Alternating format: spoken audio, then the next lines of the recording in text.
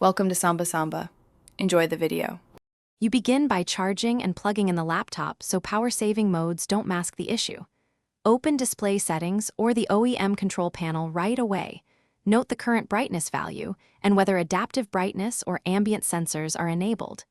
Disable auto brightness briefly to force manual control. Once done, try the keyboard brightness keys and the slider. Observe if values change on screen. This identifies whether software, driver, or sensor control is responsible and directs the next steps. You now tackle drivers and system settings because many brightness problems stem from software.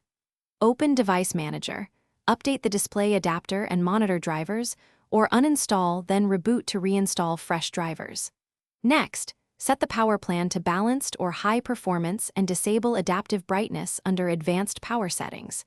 Make sure OEM utilities controlling sensors are up to date and configured correctly. Once done, run Windows Update to pick up firmware patches. This often resolves mismatched brightness control between OS and hardware.